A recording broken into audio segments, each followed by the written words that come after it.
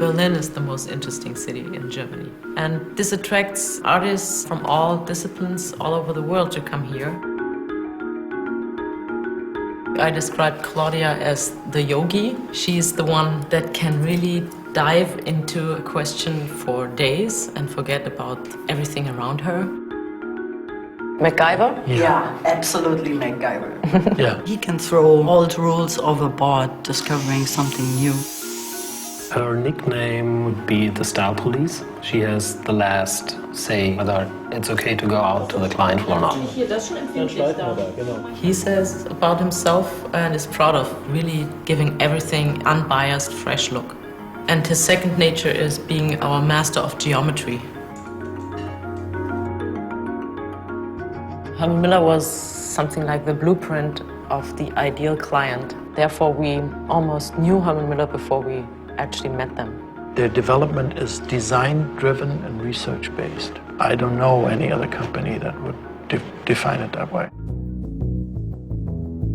If you have a dedicated work chair that's your own, you can adjust that to your needs. But in most of the spaces you end up working, there's not something like a dedicated work chair anymore. Now with all the mobile technology, we can make ourselves total independent from where we actually work. You find yourself working in a cafe or on an airport or in a project or team space. In all these cases, a chair with a lot of adjustments doesn't work. The need for this kind of chair was clearly out there. So everything started 2003. I think the quest was always to make it as simple as possible. Simple for a chair means that it's just one continuous contour. We tried to start with a clean slate and then find the form through the constraints. There's almost no area where I cannot give you a reason why the shape is like this and it needs to be this way. We try to close the whole circle of what you call development. So prototyping, for example, we do that all in-house here. I would think, as you see here, we built like 35 fully functional prototypes before we showed the concept to Herman Miller. To check something out aesthetically, visually, the only way is comparison. Direct comparison. You don't get the feedback from the computer. If a chair is uncomfortable, everybody, expert or not, can immediately tell you this is just not comfy. This is really a functional prototype.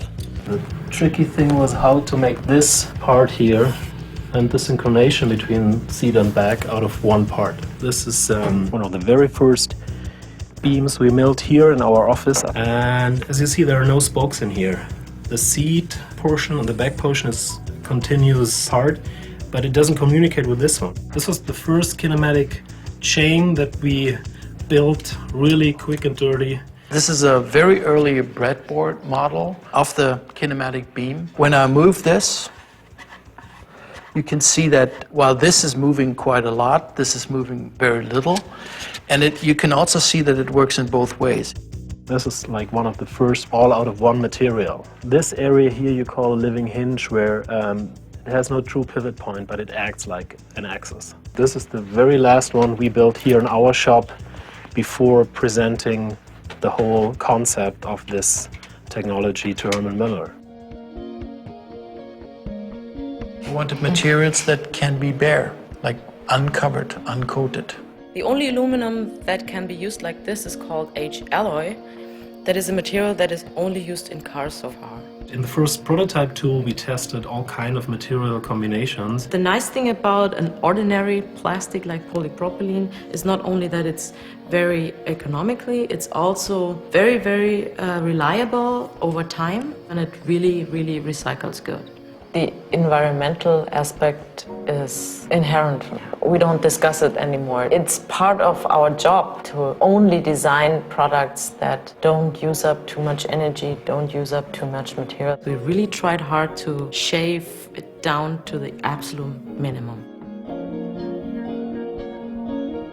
The beam is the heart of the chair. It is very unique. It's the only one of its kind. Before this, seat and back for all kinematic chairs had to be separated. There had to be a hinge in between them. It basically reacts to the weight of the user. My weight is actually controlling the bending resistance of this beam. The fabric, since it is so pliable, is the contouring part. It has just one single control for up and down. There is a very high amount of ergonomic knowledge built into that chair, but you would maybe not notice.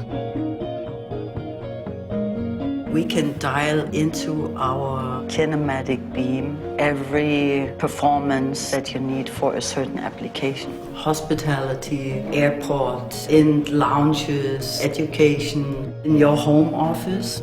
You ain't seen nothing yet.